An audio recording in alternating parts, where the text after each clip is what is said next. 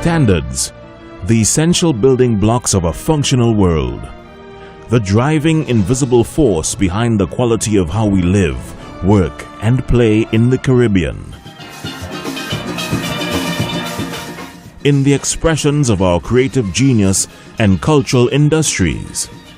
Usain Bolt storming through, he takes it again, Blake gets the silver. And in our drive for competitive advantage in how we trade and do business with the world. This is the story of CROSQ, CARICOM's regional organization for standards and quality, and its continuing journey in quality.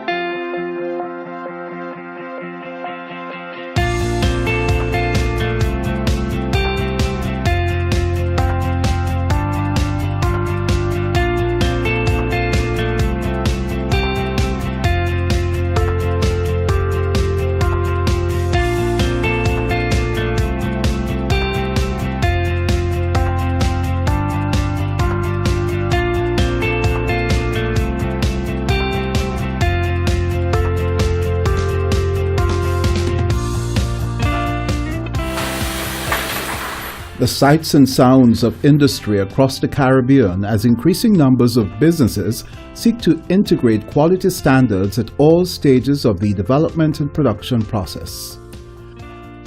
CROSQ, CARICOM's regional organization for standards and quality, offers a range of quality management services to the regional private and public sectors through national standards bodies operating in 15 Caribbean nation states: Antigua and Barbuda, the Bahamas, Barbados, Belize, Dominica, Guyana, Grenada, Haiti, Jamaica, Montserrat, St. Lucia, St. Kitts and Nevis, St. Vincent and the Grenadines, Suriname, and Trinidad and Tobago.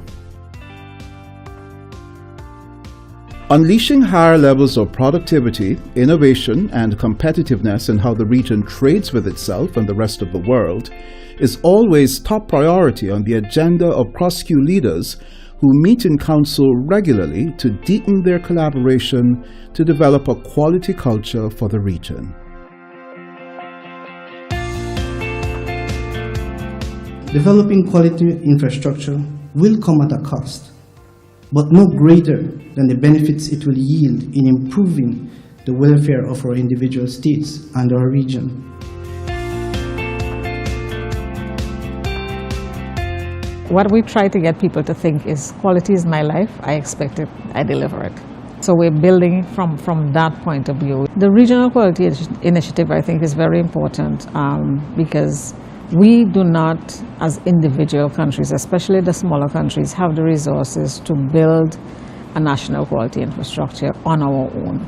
The way that CROSQ is set up and operates is that things developed at the regional level can then be taken on board and adopted by the national standards bodies and national associations and national quality institutions. It's important that St. Kitts and Nevis can trade globally, can compete on the global market. And so we have to put the type of structure in place that's going to facilitate that type of activity. In the OECS, we are looking at free movement of goods, and as such, we must have a quality infrastructure in place that is going to satisfy the OECS countries. Dominica, in the meantime, has enhanced its chemical food testing capabilities. The Suriname Bureau of Standards has increased its quality awareness and sensitization programs, and St. Vincent and the Grenadines continue to churn out exemplary standards development work.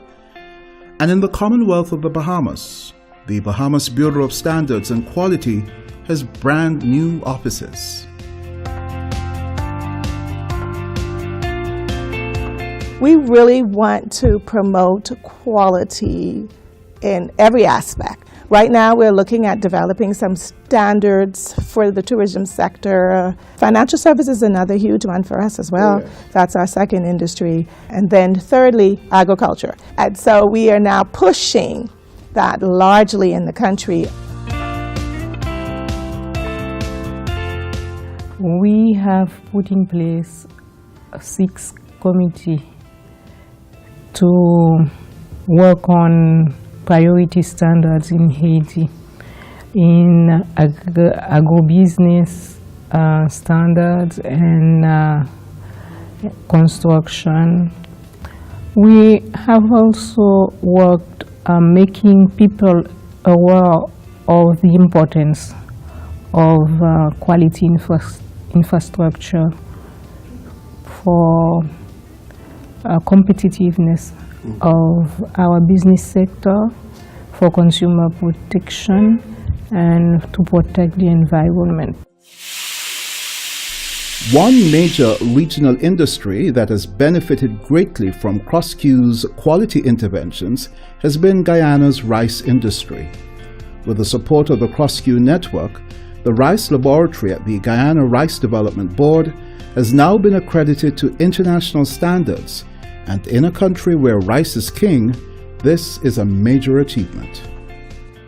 Rice is a very important crop for Guyana in terms of its agricultural production, in terms of the numbers of persons that are employed in the industry, from planting right up to milling and exporting. Rice is very, very important for us.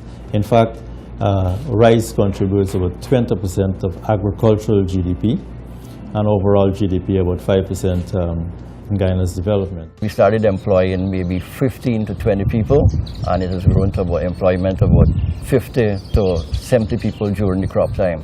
We know from experience that we have to keep maintaining that standard. So it's not only quality in terms of the paddy or the rice you check in it, you have to check the physical infrastructure where you're putting the rice into, the storage of it, the trucks that are going to be taking it down, because not only goes in containers, it goes in those ton sacks also. You have to ensure that trucks are roadworthy and that they have their facilities in place for if a rainfall is to occur or anything is to, a mishap is to happen, that they're there to solve the problem right away before it reaches to the export, to the port for export. Before accreditation, we started with certification to the national standard, the GYS 170. And that assisted us because we were certified to that standard twice, and it's a 2-year-old certification. So 4 years into our actually doing the testing, then we were accredited. The main areas that where the GNBS contributes to the rice industry is through our legal metrology program, where all the scales that are used by the farmers and the millers, they are verified twice yearly by the inspectors of that department to ensure that they're accurate in delivering the weights that are measured for rice. Also, the moisture meters that are used, the moisture content is critical for the rice industry. We provide a verification service for those moisture meters. The lively strain of steel pan music welcomes us to the operations of the Trinidad and Tobago Bureau of Standards, strategically located in the Macoya Industrial Estate, near to many of the manufacturing businesses which rely on cutting-edge metrology services.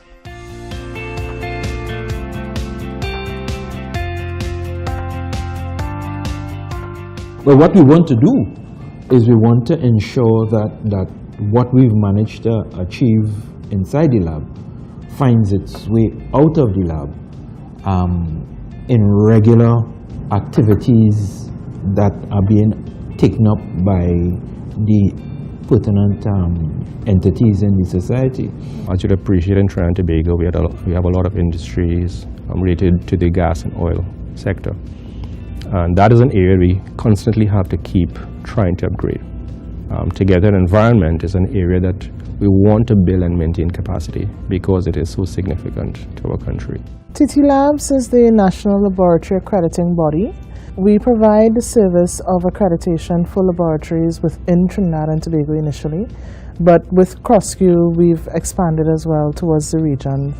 The implementation division is the largest division in the Trinidad and Tobago Bureau of Standards. We basically have about 50% of the staff The division in turn is broken up into smaller strategic business units that are developed more along the lines of particular standards. If you were to think of a string of pearls, you know, nobody sees the string, but the string is what holds everything together.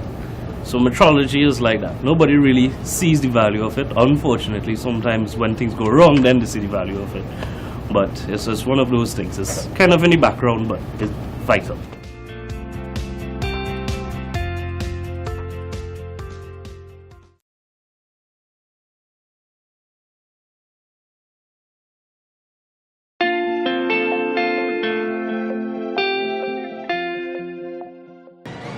Welcome to the official live drawing of the Supreme Ventures Lottery Games. Get your tickets out. A game of chance where the odds are even. Behind Jamaica's hugely popular Lotto game show lies an institutionalized commitment by Supreme Ventures for the routine weighing and calibrating of these game balls in the Bureau of Standards Jamaica Caribbean Reference Mass Laboratory, a designation which permits this lab to provide services to other labs in the region as part of functional cooperation with CARICOM. Once every month, every game, and the ball set for every game has to be weighed. We have a weight variance for each case. So every time we do the weighing at the end of each month, those weight, the total sum must be within that range. If it is not, it's deemed a failure, and it has to come back here for recalibration, and it cannot be used until it is satisfied our criteria, or the criteria of the Commission as well as the Bureau of Standards. As one of the more advanced bureaus in the region, the Bureau of Standards Jamaica has spun off its regulatory division into a standalone quality inspectorate called the National Compliance and Regulatory Authority, and is now focused on getting more industry stakeholders to use their standards. Industry has thought of the Bureau as inspectors, policemen. We're out there driving you. You're not conforming, we're going to fine you, we're going to do this. I want to change that image. If we're going out there to facilitate trade, we're going to be accommodating. So whatever is required, we want to formulate that package and assist them. Having done the technical work, we are now going to have to interact with a marketplace that is largely micro and small enterprises who don't speak the language of standards development and conformity assessment. And so we're going to have to break it down for them to understand what really is the standard saying. So that's what we want to do, provide a service which will help the man who is starting up understand the standards, interpret the requirements of the market, reflect back into the quality infrastructure, use the testing services, the certification services, the accreditation services, and access this market without having the hassle that we did before. It is important for consumers, it is important for manufacturers, and it is important for us as a country to establish ourselves as a country of quality. That's who we are, that's what we do. We try to ensure that every item that has a standard to it, there is compliance with that standard. For me, a quality infrastructure is something which starts at home. We want the quality here. We want officers to understand that quality, to display that quality. It can't be that I'm a standards organization and for the quality infrastructure, I'm not getting the level of implementation and use of standards that we should see in the country. And my goal is to raise that level.